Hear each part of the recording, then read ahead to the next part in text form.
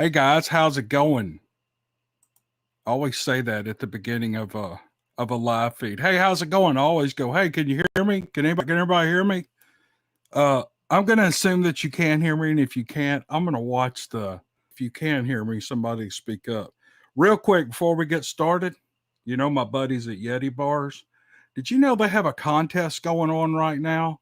Everybody that buys anything between now and Easter goes into a drawing for a $500 value giveaway at Yeti Bars. Go over there and check them out at yetibars.net, Yeti Bars on Facebook. By the way, they're shipping to the UK. I don't know if I said that in the last live feed, but they're shipping to the United Kingdom. It's all set. I think they had some problems with it when they first tried it, but now it's all running smooth. So everything's good. Go try out Yeti Bars at yetibars.net. Use the code DC10 at checkout and you get a 10% discount. All right, enough of that. I'm going to bring in a co-host and our guest tonight. So here's our guest. I bet you all know who she is. And then I'd like to introduce you to Lisa O'Hara, our guest tonight. Lisa has written a book. Y'all know me. I'm not real savvy on all this stuff, but she wrote a book called Abducted and Furious. And I'll put this up every once in a while. And in the link of the description, I will put a link to Amazon to her book. Neoma and I both have read it, or most of it, and it's really a good book. It's different, and Lisa takes you into her experiences, and then she spends a lot of time in the book with journal entries that she made all through the period this was going on, and I think it's still happening. I think she still feels like she's being taken. And then she gives a lot of helpful tips to people who believe they might be being abducted by ETs. Am I hitting the high points right, Lisa? You are. That is exactly what's going on. How are you doing tonight? You doing good? I am. I'm doing great here in Arizona. Oh, good. What's the weather like out there? Today it got a little bit cold, and for us that means 71. 70? Yes. Oh. What is it up close to Nashville, Neoma? I think it got up I think it got a little warm. I think it got up in the lower 60s today. And it hit 80 degrees here today, and I'm loving every minute of it. So, as a matter of fact, my wife and I are going to the big flea market they have here in town once a month, and we're going in the ATV, our Ranger. She came down. She's like, "Oh, the weather's warm. We got to go over in the Ranger. She wants some new chickens. She wants to go over and buy some chickens tomorrow." So her day is set. I was going to work, but I guess that's shot. So anyway, she'll put you to work. One last thing, I'm kind of looking down because my webcam is not working correctly with my big computer, so I'm on my laptop, and you can see my big melon head anyway.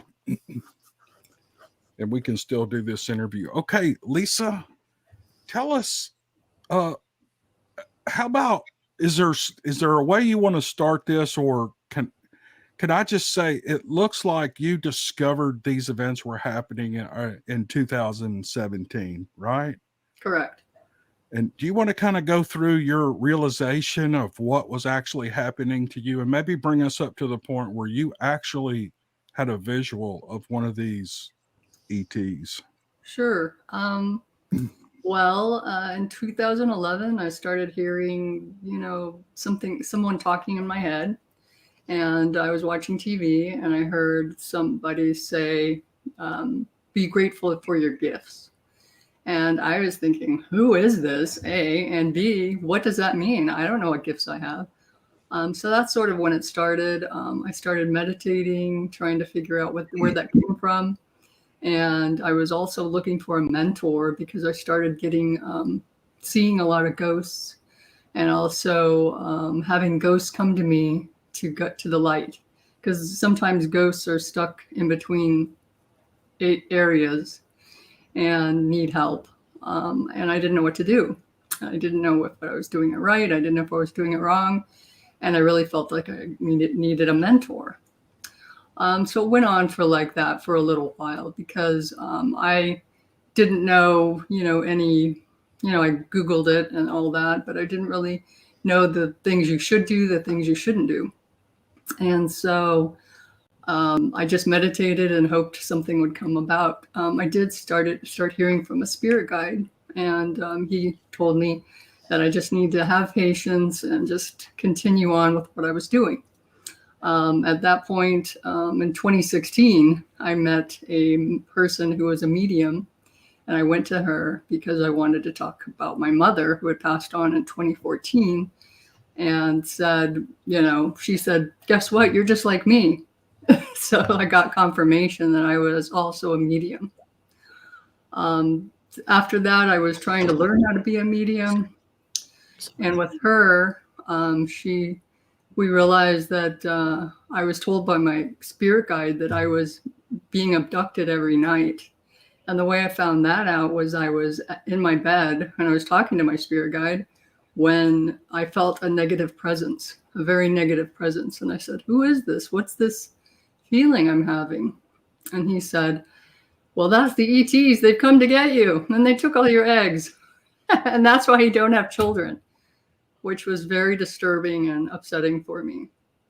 When I went to the medium the next day, or whenever I had my next appointment, I told her about it, and she said, oh, that makes so much more sense now. I understand why I've been seeing these unusual things, and there are all these ships flying around my office. So then we started working on trying to get me out of this situation, because I actually do not like being abducted, and I don't like having that feeling of fear and being taken out of my bed, because here you are, I was pretty old at that point, at 56, and I find out that while I'm asleep, thinking I'm just going to bed and going to sleep the next day, and going through the motions the next day, I'm actually leaving my house. And that was very upsetting. And I pretty much freaked out. I started putting up nanny cams to try to catch him in the act, and they kept being turned off. But they weren't on and they weren't off. They were kind of in between. And at that point, I started really just trying to understand what was going on. And she was trying to help me. She was trying to help me. And the way that she thought that I would be helped was if I broke my soul contracts, because that's what she believed I had. And that I had chosen this life and this way of being abducted, and that I would need to break the contracts. She had me set sacred space, use demanding language with the archangels. I respectfully demand. I have my right to free will. I have sovereignty. She would make me say things before bed to keep it from happening. And it never worked. I tried everything. I tried everything she said. And so I realized fairly early on that I was not going to be able to rely on her, just her, because I was willing to try anything she said. But at the same time, if it wasn't working, I was willing to go to plan B. And so I started scouring the web, looking for things. And she tried to help me as much as she could. Now, one of the things that happened to me, which I wasn't expecting, because I really expected to see grays. But at one point, I was trying to sleep, and I saw a shadow, which turned out to be a large praying mantis. And he pointed at me. He gave me like a syringe or a mosquito bite feeling where it felt like I got a little pinch. And then he slapped me on my lady parts with a spoon or a tuning fork. It vibrated, and I fell asleep. He pointed at me, and I fell asleep. And it was just the most frightening and unbelievable thing I'd ever seen, because I expected to have a gray, try to get me out of my bed. But instead, it was a praying mantis. Can I interrupt for just a second? You said a large praying mantis. Can you give us the size on that? It seemed like about 7 feet tall. I mean, I'm 5'10". And I'm 5'10", and so I feel like I can judge heights. And I was laying down, so it's hard to say, maybe 6'5" to 7 feet. It was fairly large and strode into the room, seemed like a male. Could be that's how they all are. I don't know. Yeah. And it was just one of those unbelievable things that you can't even imagine would be happening to you. Were you seeing this in a dream state, or was it actually? Were you actually fully conscious? I was fully conscious, getting ready to go to sleep. And I had noticed, like when I was in my 40s, I had a really hard time falling asleep. And I finally realized it was because when I looked at screens, before bed, I mean, everyone was on their computer at that point. It was a bluish light, and the bluish light would keep me awake. And I didn't believe my husband when he told me this, but it was true. And so, then I come here and all of a sudden I'm falling asleep like that. It didn't make sense to me. Why all of a sudden was I falling asleep without a hitch? I would just drop off. Sometimes mid-thought I would fall asleep. So these kind of things were happening. And eventually I did see another praying mantis. This one appeared to be a female. I had hurt my leg. I had cut the top of my knee on a recycle bin. And it was fine 1 minute. The next minute it starts throbbing. I'm laying in bed and a praying mantis had touched my leg and it looked like a female, a greenish praying mantis. And she was trying to get me to go to her ship. Now, when they talk to you, it's actually in your mind. It's not by their mouth. So she was talking to me. Now, of course, I'm laying in bed and I'm being talked to. I didn't see her mouth moving or anything, but she's talking to me and she's saying, I know your leg is hurting you. I want to take you to the ship. And I was thinking, no, I'm not agreeing to go on a ship. I mean, if my medium said, hey, you agree to this, it's like, no, I didn't. And I'm not agreeing to get on a ship. Yeah. So she did, finally go away. And I'm sure she took me anyway, because the next day my leg was fine and it never hurt again. Really? Wow. Yeah. Neoma, do you have any questions for Lisa at this point? Not yet. I mean, let's. About a dozen. Well, let's talk about when you think that this all started. I mean, not when you realized it, but actually when the abductions began. I believe they happened when I was a little girl. I've since done some hypnotic regression and found that I was taken as early as 4 or 3. But I do remember, unusual things. And so there are, when you're a little girl, and also this was in the 70s, so not a lot of stuff like this was talked about. When you have unusual situations, you may or may not talk about them with people, and maybe not your mother, but one of the things that would happen to me is I would have a daydream that would repeat itself every night. And so I couldn't get rid of it. It just kept coming back, and then it would come true. Now that happened when I was 10. So I don't know what that was called. And I'm not sure. But so what is that called? Is that psychicness? Is it, what's a label for that? Yeah.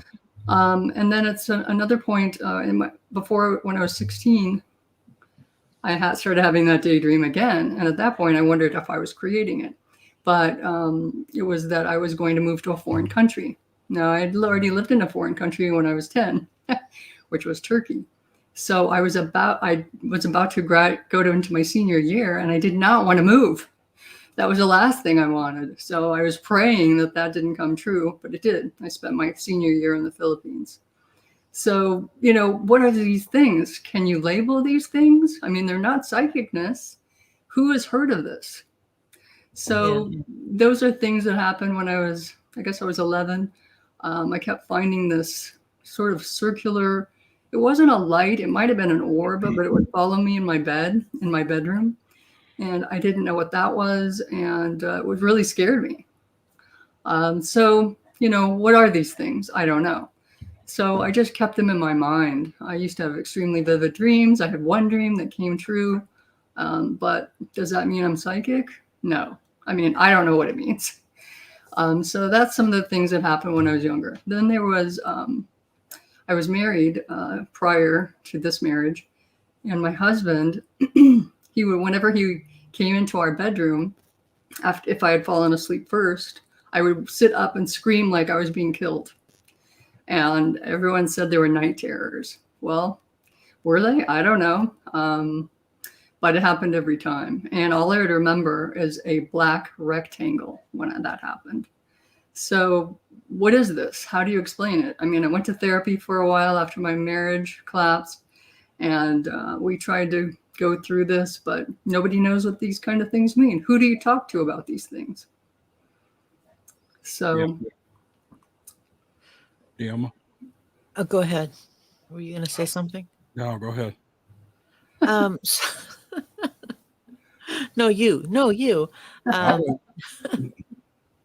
So I this is where I got confused in the book, because I actually thought that was some form of remote viewing that you were experiencing on the world, and that later remote viewing was happening, I got all confused about that. So, okay. Well, I think what happened was, now I might be confusing things too, because I did think that was a remote view that was happening to me both times. But at the time, I didn't know what it was. And I believe now that was a remote view, and I was must have been spontaneous, because, but I didn't know those words during those times and just heard about them fairly recently. So, but then also in my book, I also talk about how I used the tools that I found, that I write about, how I fought back, and I use them as a remote view of my own mind. That's how I see it. So, I'm probably confusing things. Okay. That actually, though, that makes more sense. I just was getting a little twisted around. It was a note I made as I was reading the book. I need to have her clarify this. So then you went to, you began to see, what do you call she's a psychic? Yes, she was a medium, psychic medium. A medium. There you go. That's the word I'm looking for. And she's the one who sort of said, you need to look into some of these, and I can't even begin to pronounce them. I remember trying to tell my husband, and I think I actually called the one Kochi Min, and I know that's not it. Yeah, La Ho Chi. La Ho Chi, there you go. Yeah, she was very into healing, and I thought, well, I might as well get into this. So I tried it because I thought, from my point of view, what have I got to lose? What if this helps? Mm-hmm. So I started, trying all the different healing modalities. She didn't teach Reiki, so I didn't take that from her, but she did take angelic healing. That's an actual, if you go to the Center of Being, I think it's called, they have classes on how to do angelic healing. And she also taught La Ho Chi. Now, La Ho Chi, I thought, was so fascinating because instead of healing other people, you can also heal yourself. So, and I didn't understand why she didn't teach it the other way, where you learn how to heal yourself first, and then you learn how to heal others. But she had it the opposite. And once I realized I could heal myself whenever I wanted to, I did it all the time. And that's when I found that it really helped me after abduction. Because when you wake up, you're wide awake, just like you were, if you're going through menopause. Yeah. If you've been through that, you know how fun it is. God help us. Yeah. So to be able to fall asleep afterwards. Are you a menopause warrior? Me? I was going to say, no, I'm a menopause victim. Yes, it's very not fun to be in that position. But anyway, so I started, just trying out every single thing that might help me. And so that's how I got into La Ho Chi, and I really liked it. And I really liked that I could, use this modality on myself. I could use it on others. I found it very soothing, very helpful afterwards. And so it was just another one of my tools that really helped. And then, go ahead. Go ahead. No. You go ahead. Well, I was going to ask, is she then the one that when you try to read something so fast and you try to get it all in, you get things twisted. But is she the one that did the, I can never get it straight. It always sounds like a cereal to me, like Cashy reading the past life. Akashic records. Yeah. Yes, she did do that. We tried to change the Akashic records. We tried everything. We we asked the Palladians to help me. She did regular healing. She knew a whole bunch of other healing modalities. We tried to break the contract. She had me, using salt in my shower and putting salt everywhere. She was actually trying everything too, everything she knew. And so we tried over and over to break the contracts. I would respectfully demand my right to free will and to break the contracts. And I would say it loudly and demandingly, and I would set my sacred space, but none of that worked. And it didn't help at all. I felt like for a while that I was just saying blah, blah, blah, blah, blah. And it wasn't really helping at all. So I eventually gave up on that. But in the meantime, I had on my own, because I'm one of those people that just keep searching, I found that there was a guy named Stuart Swerdlow, and he was an abductee, and he was in the Montauk Project. And he wrote a couple of books, and some of them were healing books. And that's why I bought them initially, because I was really into healing at that point. And I thought, oh, another healing book. Oh, I can learn this. I can learn that. So why not? And so what happened was I read them and I thought, oh my gosh, these are way over my head. I can't deal with these. These are just, out there. So later, after I tried everything else, I went back and said, hey, these make sense to me. And I don't know if it was because of I finally just reached that point where I needed them so badly that they made sense or what. But I just started working with it, and it really helped me a lot. And that's why I thought, hey, I can't keep this to myself. I need to write a book about this. Now, the unknown has said, I'm sorry, but what contracts? I missed that, I guess. And I think we just kind of started talking about it like everybody knows what you meant. Can you clarify that for us? Sure. Apparently a soul contract is one that you've made with, I think, others on the planet. And you make it before you're born. And what you say is, I'm going to have all these experiences and you're going to be here to help me. And we're going to learn things together. And so it was her opinion that I made this soul contract to be abducted. And, I disagreed with her because I can't imagine that I would agree to that. But I'm pretty sure I did not contract for anything. I'm 57, right. And I'm pretty sure the entire last 7 years was not in my contract. Right, exactly. So, all of our, the sayings are fate and, this and that, and, it happens for a reason. And so that's sort of our thought process, is that there must be a reason for these horrible things that happen to us. Yeah. But I didn't agree. But anyway, I did try it because what do I have to lose? What if that worked? Right, exactly. So then you say that saying the name Yahweh, yeah. That worked. It worked for me, and I wish I could find other people who had been abducted and have negative experiences. Because one of my issues is, and it was for writing the book and using the tools also, was I can't find anyone who have negative experiences. Everybody either says they're an experiencer or a contactee. Well, if you're a contactee, you're happy you're, getting contacted. And if you're an experiencer, it might just be that you saw a UFO. But I'm looking for people who are actually upset about being, abducted and unhappy about it. So anyway, it's a difficult thing to find someone just like me who I can see if they work for them. So yeah. I know it works for me, and that's why I wrote the book. I was going to ask, and this is just kind of, I'm sorry, I'm trying to also read comments as we go. I love you, Yeti bars. Anyway, they said I don't look 57. Anyway, with the name Yahweh, I was kind of interested because of the fact that it's actually sort of a catch-all name for God, like Jehovah, God with you. And I was wondering if maybe you could even step it up to El Shaddai, which is God Almighty, or I'll try that. or Elohim, which I think is God the Master. I mean, I would actually step it up to one of the more powerful names of God myself. Well, you know what? If I'd known that, I would have tried it, and maybe I'll try it tonight. Yeah. But You never know. this book is actually a stepping off point for someone else in the same position. So Yeah. these are my experiences. I tell you what they are, and I also tell you how I fought back.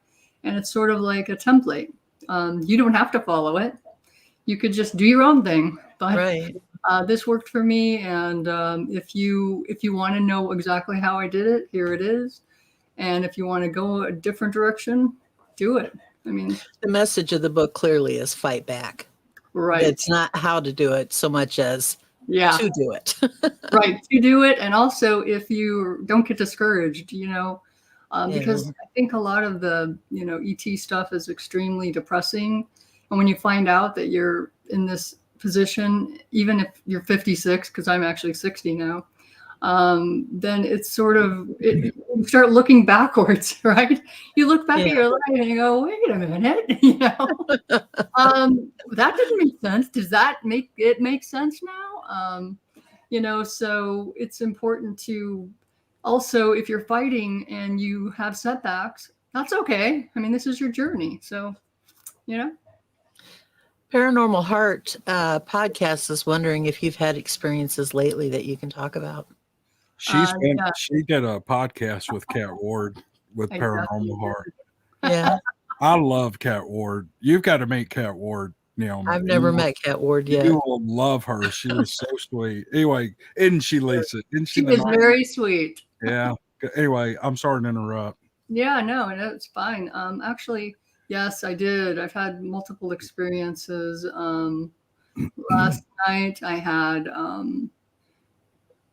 and some of these things are just weird things. And so I can't really, it's hard to describe what it is, but you wake up in the middle of the night, there's something in front of you. It's like a square and it's all these pictures flashing in black and white.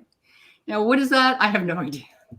But I do have a bruise because I couldn't sleep last night until after 2 or 3.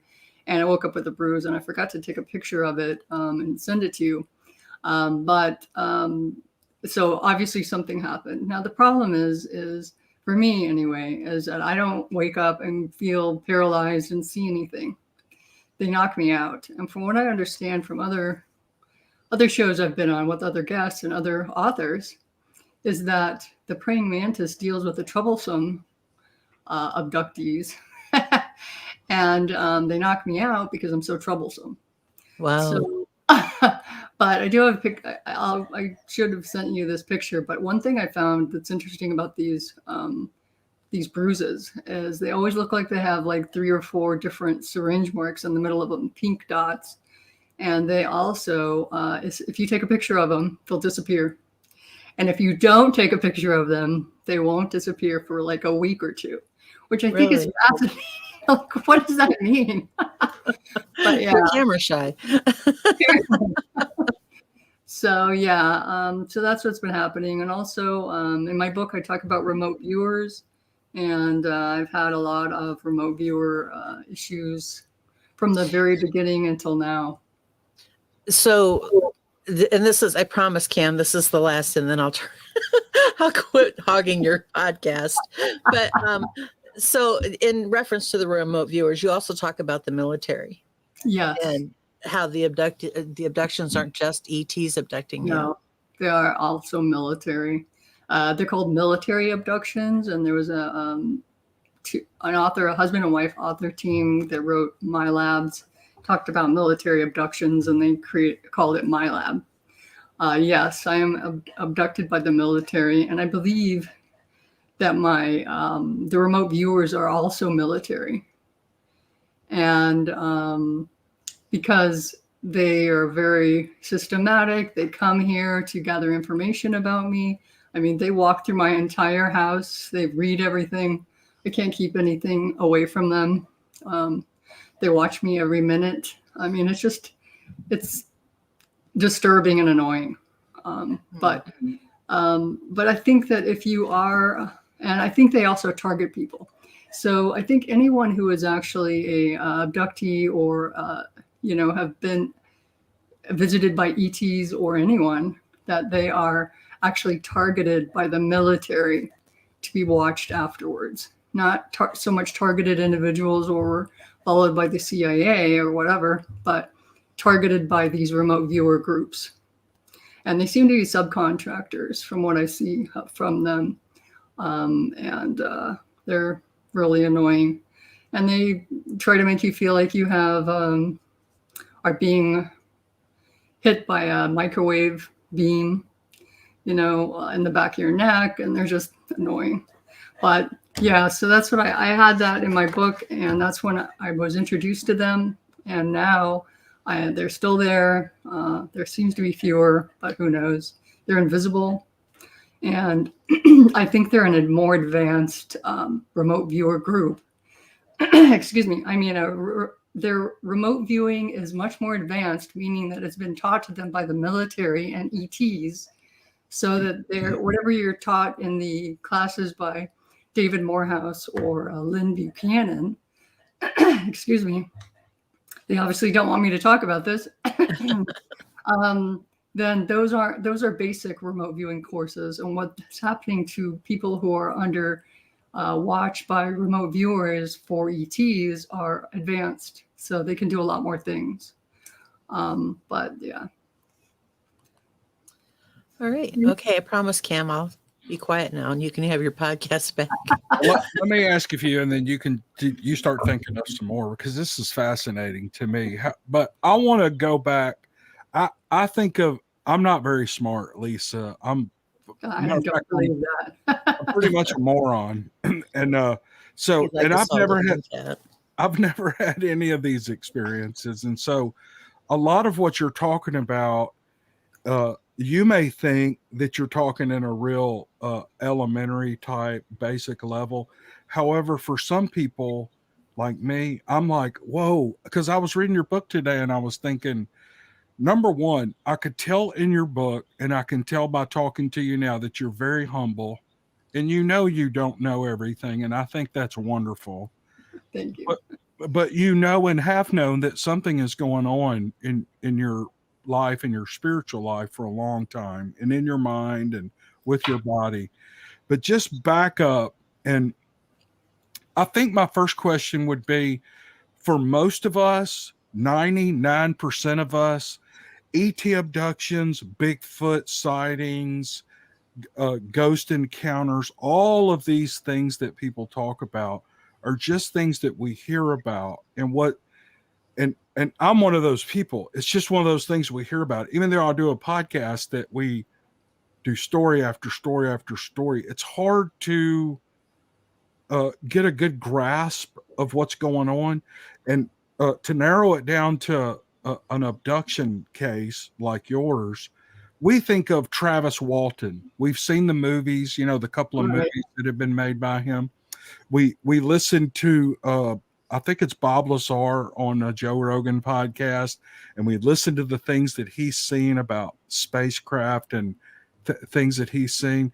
But there's a question coming, I promise. I'm just trying to set the stage here.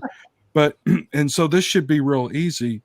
But I think one of my first questions is, like, for instance, the Travis Walton event, he knows that he was physically captured and taken up into a ship, taken away somewhere, and then brought back days later. Your experience is very different. It seems to be very different. It seems to be more mental, and a lot of that may be things the way you are perceiving things. All right. Can you compare and contrast? Do you know the Travis Walton story? I know it vaguely, but yeah, I should know it better, but I don't. Well, that's okay. But can you compare and contrast to those type of abductions as opposed to yours, and how people who might feel like something like this is going in their life might identify that?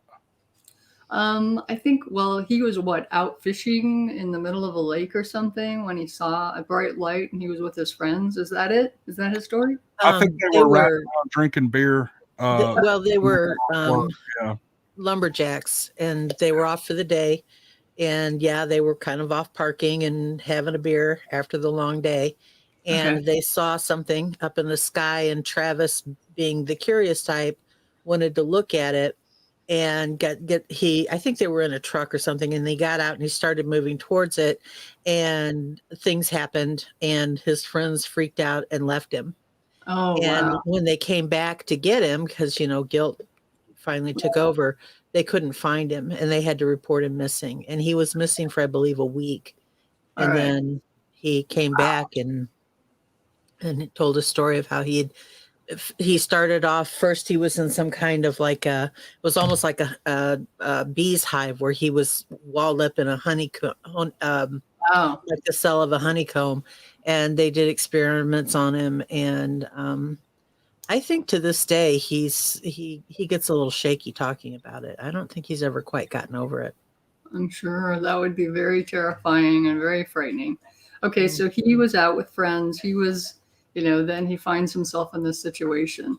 For me, I've never seen a UFO, and I get told this information in my house. I have some support, but initially, what happened to me was I started noticing things that were, unusual, but I felt like I could explain away.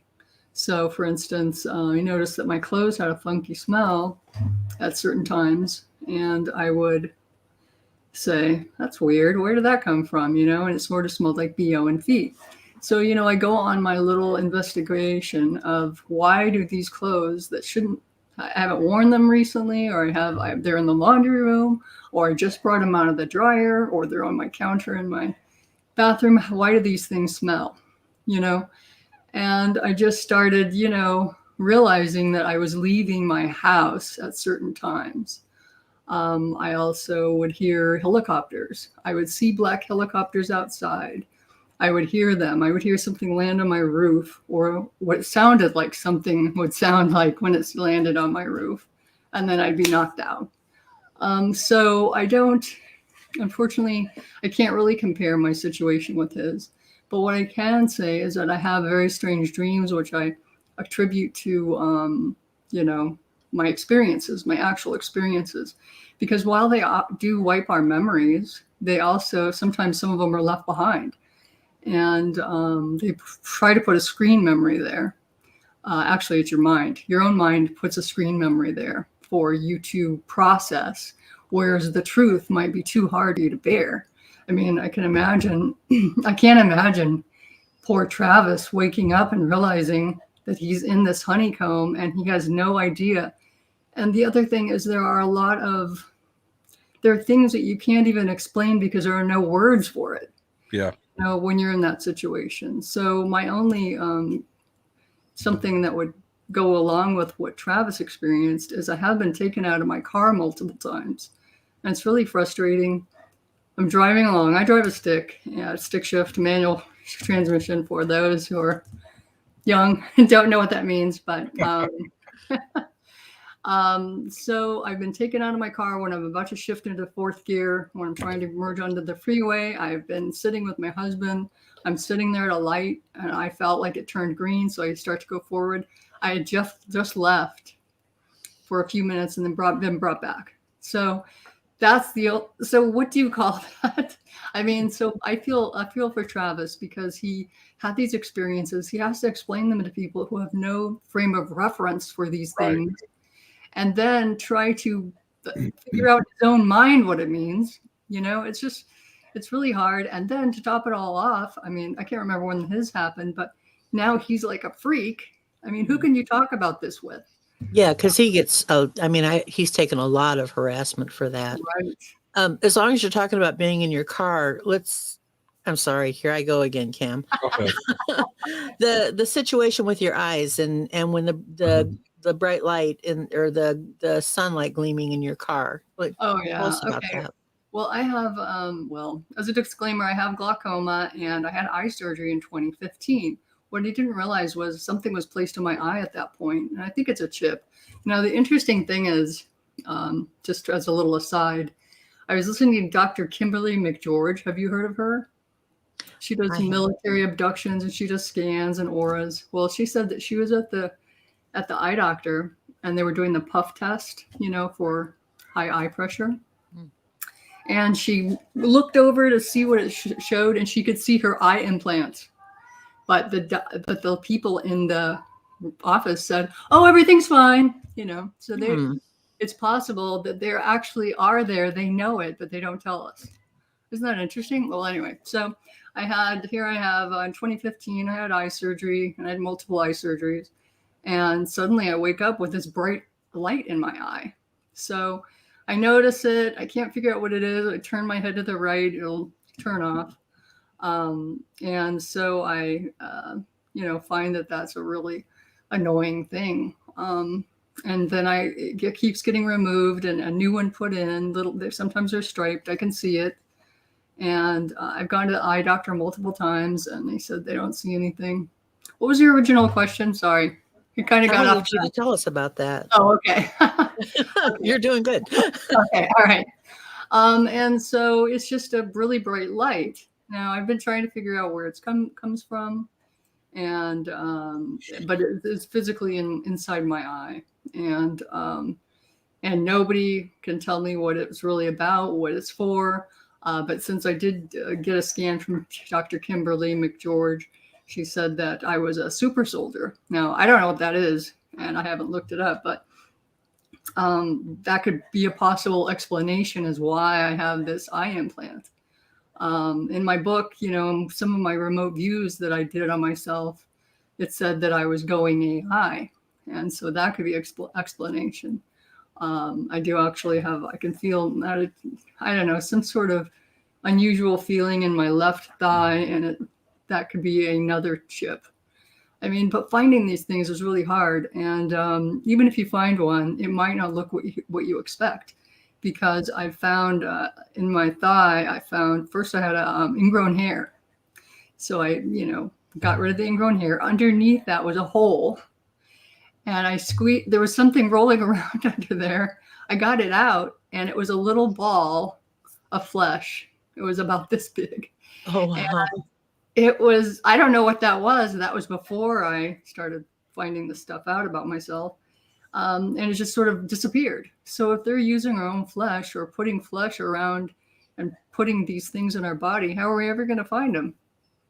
And in your book, you talked about how disconcerting it is to think that they're watching you through your own eyes. Yes. And actually, it's interesting. So sometimes with the remote viewers, I found that I'll hear noises like clicks or snaps or cracks, but I also have a pressure change. And I think that's when something is going inside my ear and looking through my eye.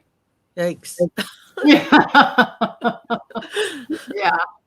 Wow. So it's pretty upsetting. I mean, imagine how you would feel. You're looking at something, you're reading something, and you're like, hey, somebody else is looking through my eyes.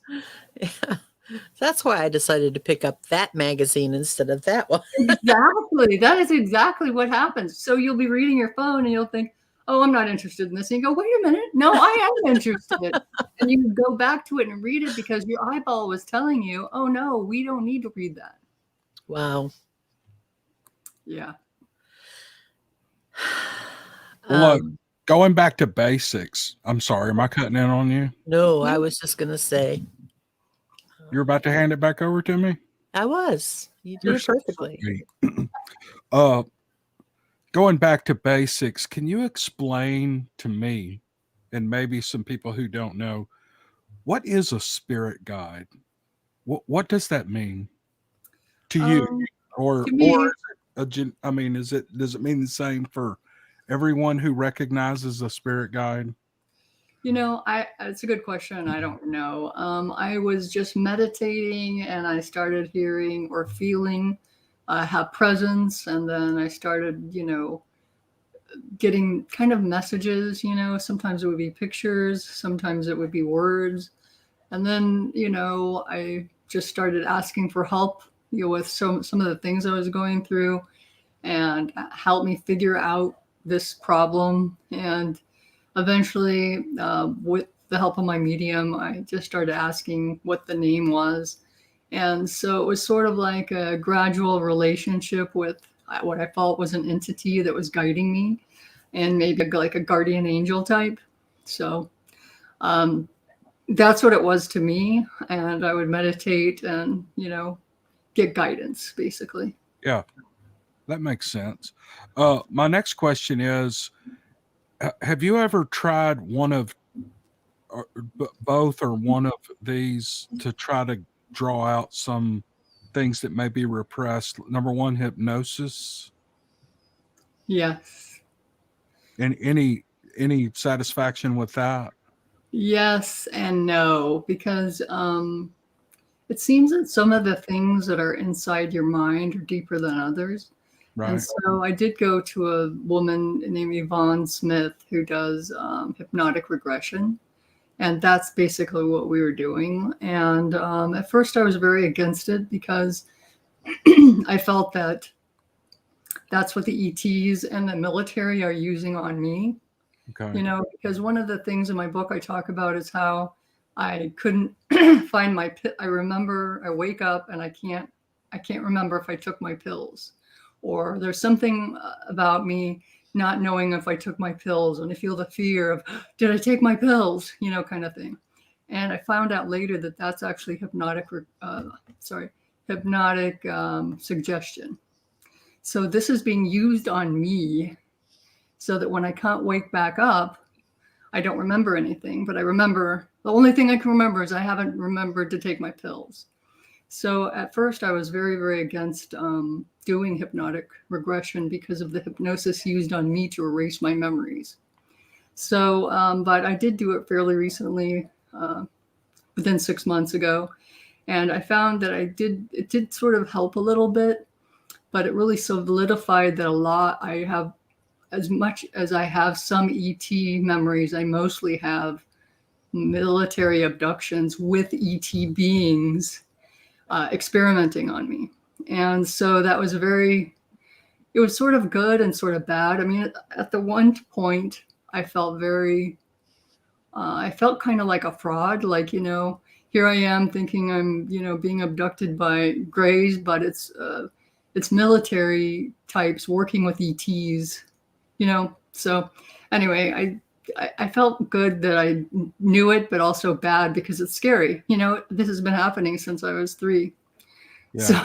So imagine all those things that you never thought that you were happening to you. And now you're finding out as you look back on your life, all these weird things that could never be explained. So The second thing I was going to ask, have you ever done or considered hallucinogens? yes, I considered it. Actually, I did. I tried DMT just once, and it was pretty weird. I saw different things, but I have considered doing it. I've considered doing marijuana too, just to see what happens. I mean, the thing is they are so adamantly against it that makes me wonder, what could it do for us? Right. Yeah. It just makes me eat like Hostess cupcakes and makes me gain weight. But I'm actually allergic to marijuana, so it would be really a bad idea for me. Lisa, you seem so together, yet with all these things happening, do you feel like you're tormented? Do you feel like you now have it under control? You told me the other day when we Skyped to kind of make sure our cameras were working all, that you still feel like you're being abducted at least once a day. Do you feel tormented? I mean, is there ever a time where you feel like this is too much, or, where are you with all this? Well, all of this, I'm sort of in a similar spot, but I feel a little bit more confident. And I also feel a little bit more when I read my book, I always read my book before show so that I remember how I was thinking when I wrote the book. But there are things that have happened in my book that I can see now with new eyes. And so that's the value of writing everything down, is because you can say, oh, I thought it was this. And now that I'm looking at it from this other perspective, it's like this. But yes, I don't get depressed because I have a pretty sunny personality, but I do feel more like I have a few more answers. Yeah. I don't feel like I have all the answers, because whatever this it really is, it is layers upon layers upon layers. There's so much stuff going on. I don't think any of us know what's going on. Also, I think it's by design that they make it so complicated for everyone, and they make everyone have an individual experience, so that when you compare notes, nothing goes together. I mean, what a better way to control the narrative is by having everybody have a different story. Right. Yeah. Well, you don't, I don't, some people can appear that they're not depressed and be depressed, but you seem very happy and like you said, confident, and, like you have things to look forward to. And what I love about it is that you admit you don't know everything. Yet that's a lot different than people in the Bigfoot community, because they know effing everything. You'll never hear any of them say that.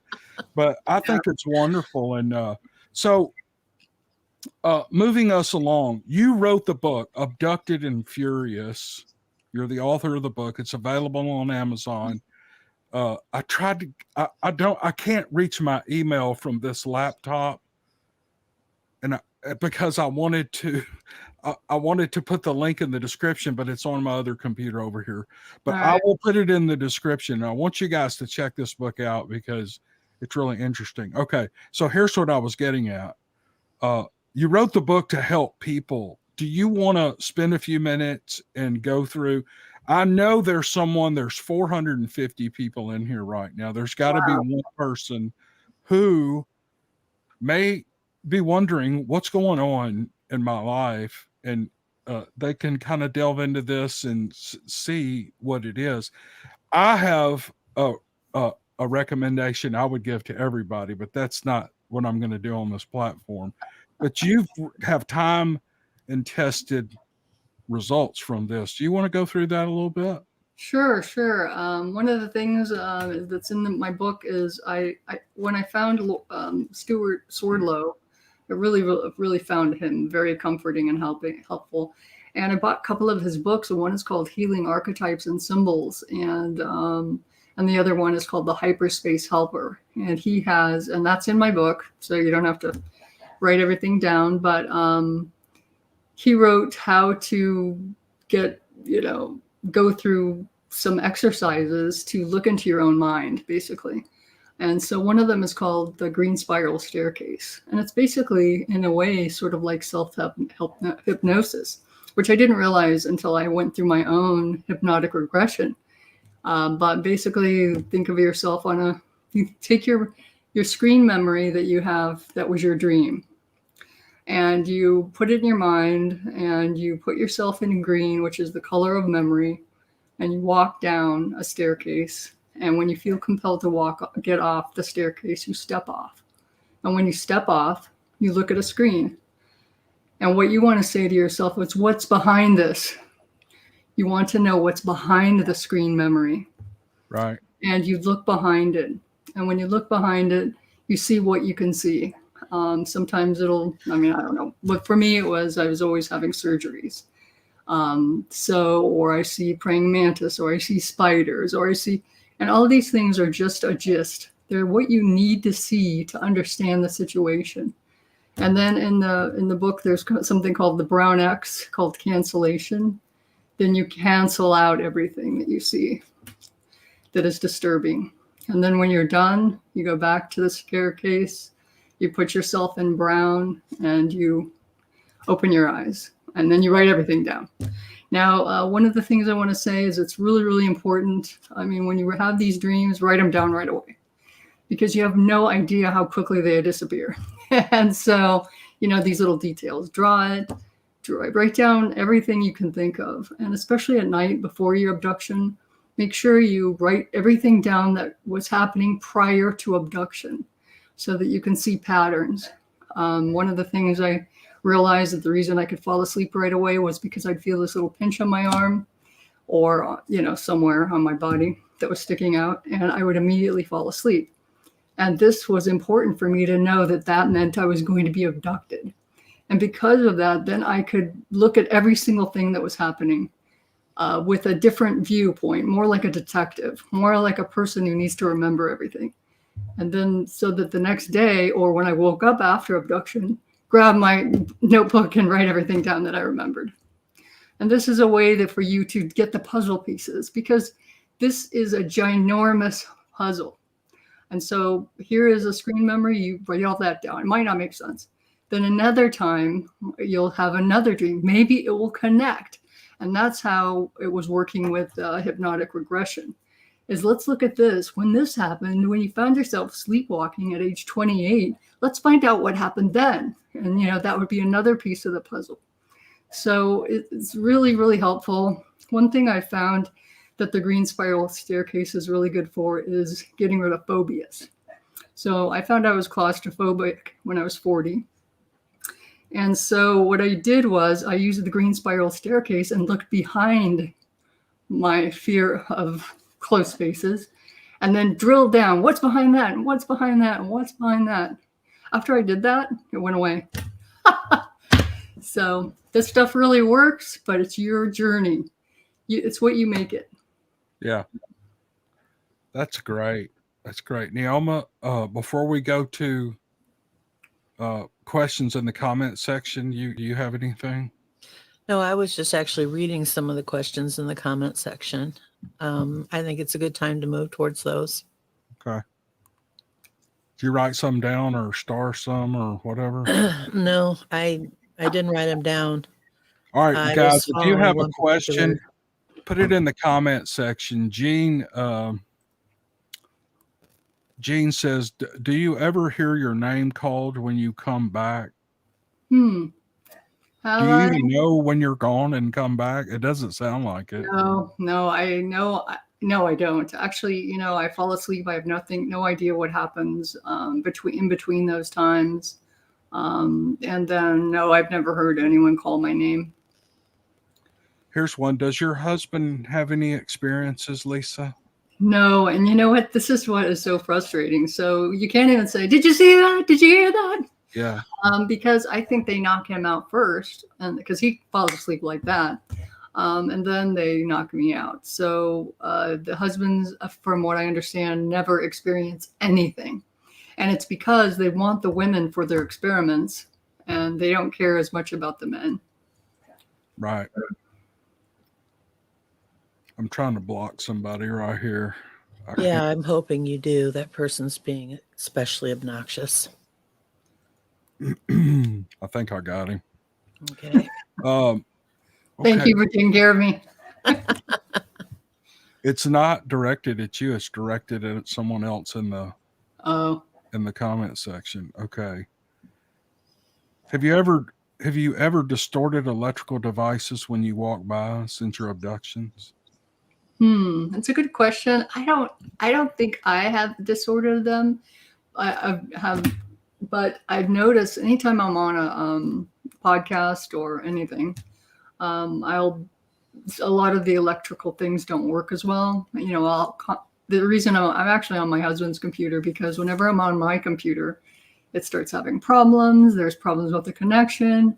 This doesn't work. This setting suddenly goes out. The power goes out. I mean, all these things. So these things do happen, but I don't think I'm causing them.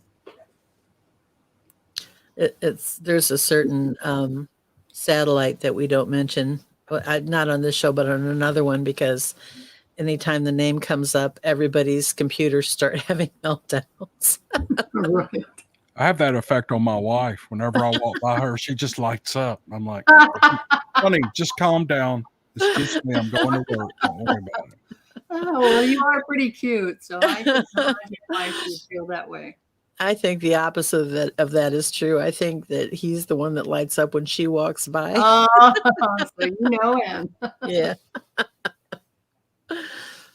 Here's one, and I think you've probably been over this, but it's how do you feel? Do you leave your physical body? No, I have felt in some of my dreams that I am lightly touching down when I come back, or lightly touching down on the bed. So I don't believe I'm actually leaving my body. I believe I'm taking my body with me, putting on clothes and leaving. And then when I come back, I put them where I found them, and they smell weird. Like BO and feet. I thought that Yeah. was funny in your book. I read that. I was going, and Well, these are it's descriptive. creative aliens. They could I have was made it smell thinking, like dog poop or whatever, but no, they made it smell like feet. So when I read that, I was thinking, oh man, every time I go to the gym, I've been abducted. That's why I don't go to the gym anymore. No, you don't go to the gym because the guys don't wipe off their sweaty Yeah. stuff off the seats and stuff. Exactly. Are the abductions physically painful? No, probably they are because, I wake up with bruises. The interesting thing is a lot of times the bruises don't hurt at all. It's really weird. So normally when you have a bruise, you know it because when you touch it, it hurts. These actually aren't painful, but they're just unusual. Some of the pictures I sent you, I think one was how with JP or SP or something like that, where it looked like somebody had, put little dots on my leg and put initials. And it was really strange, but those are very specific. I mean, I went somewhere or someone came to me and while I was dead asleep, did that to me. So I don't know. here's one, Lisa. You just want to read it yourself. Yes, that is true. Yes, I'm extra tired after an abduction. So yes. Christy Keith, she actually details the spiral staircase in her book. If you wanted to get the book. Yeah, the book, my book is Abducted and Furious, and it does have that in there. But also, I'm not here just to sell my book. I'm actually here to help people. So the other book is Hyperspace Helper, and it's by Stuart Swerdlow. And if you buy that, all of those exercises are in there. The spiral staircase is one of them. And also there are other books referenced in your book to purchase. I noticed Right. that. Yeah. Okay. Yeah. Well, one of the reasons is, all these people with all the different experiences, they can help you because they have similar experiences, not exact.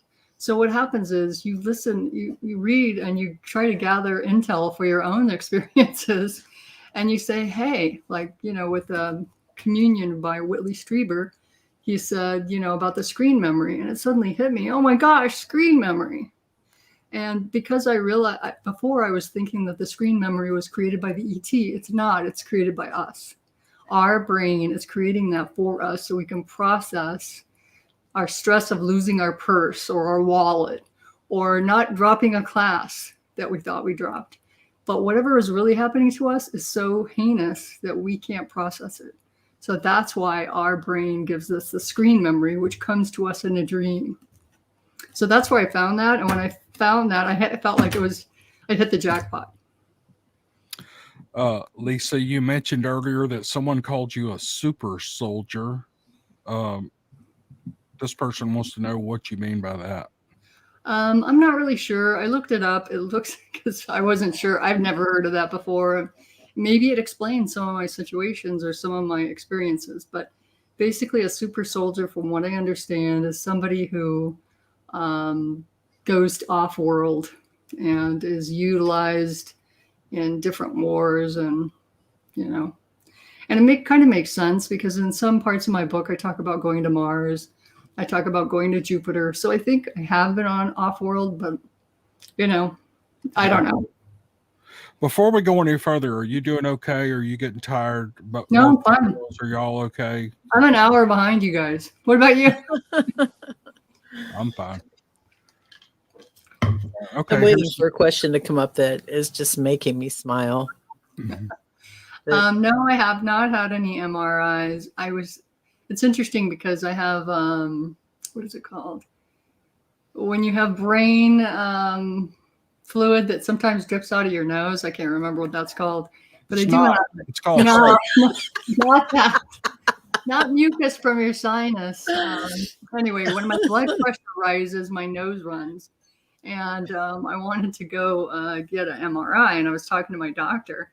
Go, my nose is running. It's running like crazy, and I can't make it stop. And I said, should I get an MRI? And I was talking on the phone, and it stopped like that. So I think no, but I want to, because I would like to know what they see in there, if they'll tell us. Yeah. Yeah. Neoma, did you say you saw a question that was making you giggle? Yeah, somebody suggested or asked if you'd ever tied your arm or leg to your husband. And I thought to myself how that would go over with my husband. Because I'm pretty sure he would be out of that bed. I don't do that stuff, and you know that. Yeah. Yeah, wow. no, I didn't think of that. Plus, you know, in the very beginning, he didn't believe a word I said, and in some ways, you know, to tie him to your crazy, it's just too much for some people. And I just thought, you know, I'll just try to solve this myself. So that's what happened with that. Guys, I know someone said that he's having trouble following all this. I am too, and that's okay. What I've learned through my life, and I tell my wife and my kids this, or I have through the years. Well, I listen to that whole thing and I don't understand anything they talk about, but you will retain small segments of what Lisa has said tonight. And then you'll go and read another, if you're interested in the topic, or if you're experiencing something like this, you'll go read another book and your knowledge will build over time. You don't understand everything right now, you know, when you're first exposed to a topic. So you know, it's just a fascinating topic to me, honestly. It's more interesting to me, the UFO abduction, otherworldly terrestrial realm is more interesting to me than Bigfoot. It always has been, and I just love talking about it. And I wish I had had an experience where I could share with someone and we could have meet on some level, but I've never had anything. However, I don't mean to take over the show here, but I will say I saw something I was scrolling through YouTube, and you know how they have the YouTube shorts. Mm-hmm. There was this video, and I wish I'd saved it. I didn't save it, but it was this. Somebody had a camera, and they were pointing it. It was night. They were pointing it out towards like a field that was surrounded with trees, and all of a sudden, everything lit up in this almost fluorescent hue. And I've seen that before. I actually talked about it in another video, and I was driving one night, and as far as I know, no one else saw it. There were people playing, Right. there were girl softball games going on to the right. It was, you know, dark at night, 9-10 o'clock at night. Softball games were still going on. It was dark across I pulled over when the light started kind of flickering and getting brighter and brighter. I remember looking across the street and I could see the shrubs up against the houses that were quite a ways a distance off the road. I could see them like I was right up on them. I can't do that in the daylight. This light was so, it's no way to describe it. Well, this video I saw was exactly the same thing. This was just last week. And I was like, you know, and then, and I had already talked to you. Lisa. I was like, but that's nothing compared to what she's experienced. Not that I envy you in any way, but it's like, you know, but even the smallest little oddity in my life, just, I remember telling my wife, I said, I talked to Lisa and we're going to do an interview with her. And I said, she was talking about, she'd like to meet other people who are disagreeable with these experiences, who are their negative experiences, and that you have trouble, you know, connecting with people like that. But to me, it's like they're real exciting. Anything like that's real exciting to me. And Yeah. you may be thinking, well, you know, you don't really know what you're wishing for there. But anyway, I'm just babbling, and I shouldn't do that. But let's see. Here's a question. Have you already answered this? Have you had an MRI? Okay. Yeah, I did answer that. Well, I wanted to say that not everyone can see UFOs. That's one thing I've noticed. And actually, I was talking to Terry Lovelace. He wrote Incident at Devil's Den. And I read his book, and I was so inspired by him and his experiences But he said he was talking to a woman who was staring up at the sky, or she was staring up at the sky, and then he walked up to her and she said, "Do you see it? Do you see it?" And she could see a UFO and he couldn't. Oh, So I think that there are sometimes people who can see UFOs and people who can't. And hopefully the people who can are videoing them, yeah. as evidence, because I can't see them. I haven't seen any, but yet I'm in this experience. So it's just different. That night back in the late 80s is when it was. I was working in a steel fab shop and we'd worked late one night and I was driving home, trying to get home to my family. I was worn out. This light episode happens. I knew guys whose daughters were in that softball game that I worked with, and I saw them at work. That's the next Saturday morning. The next day was Saturday morning. We were working all weekend. And I said, "Did y'all see that light last night?" Nobody saw it. Not one soul was like, "Oh, yeah, I saw that." And I don't think I'm dreaming it up. I don't think I was. But because, look, my mind is normally off, way past the fence at left field. My mind's always wandering somewhere. And but I saw that. I know I saw what I saw. So anyway, Neoma, do you have any questions? Well, I did have an experience similar to that. Oh, let's hear it.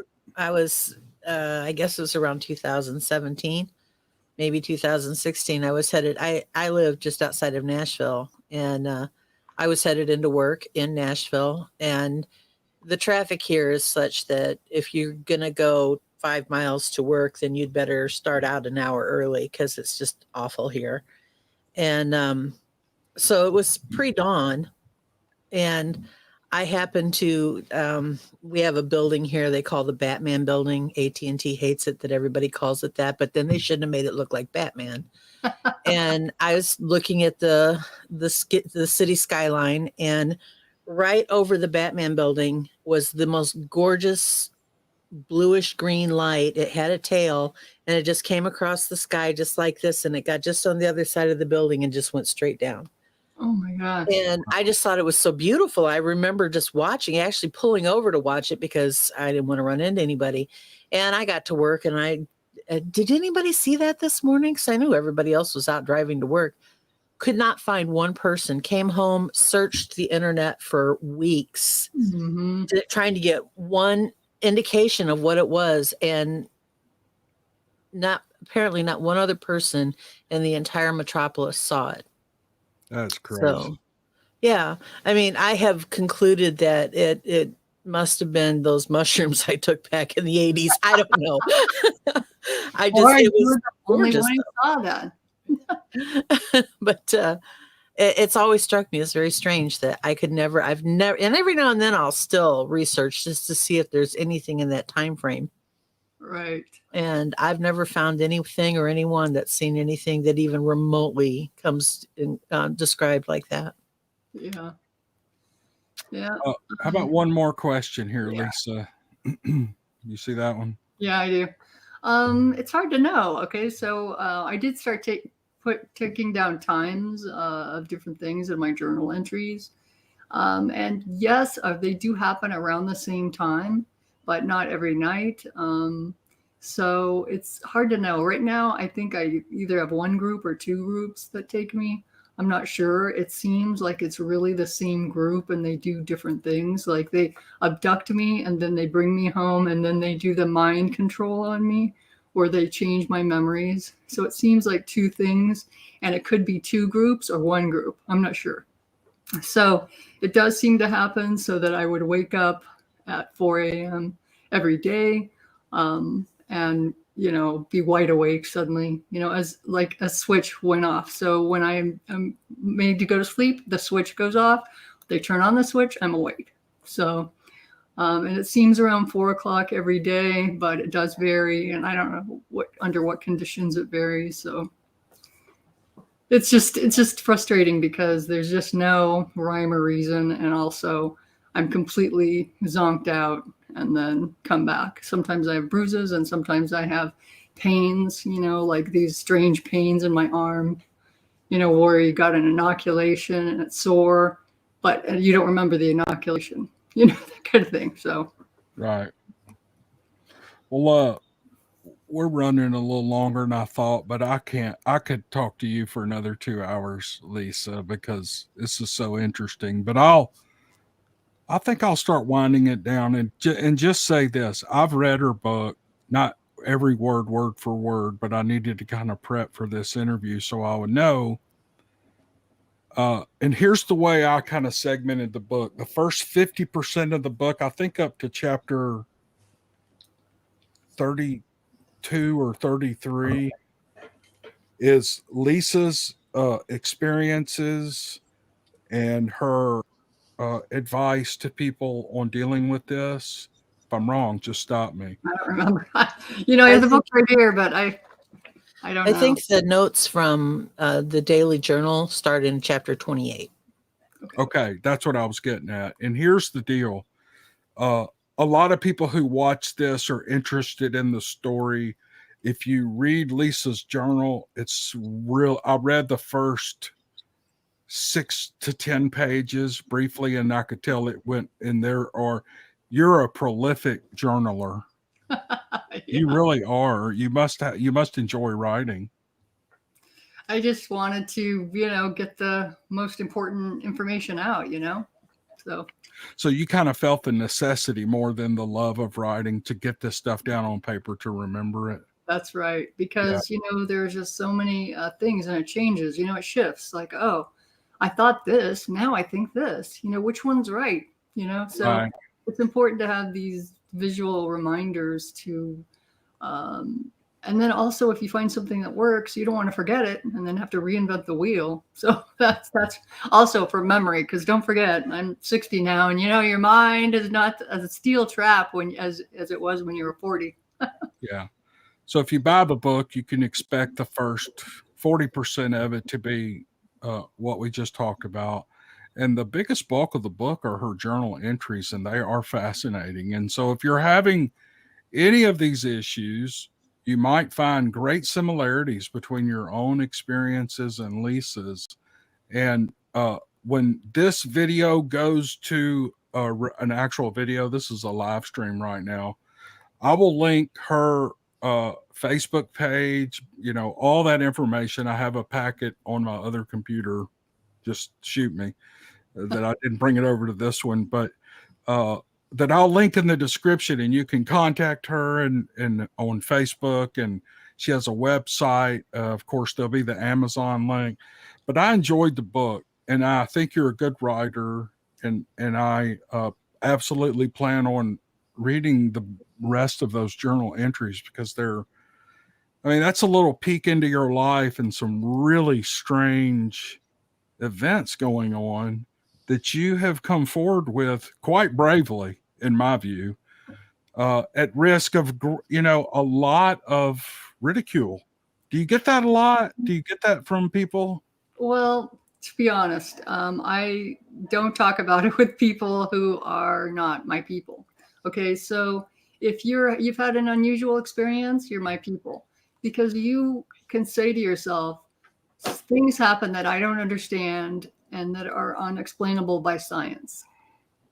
Right.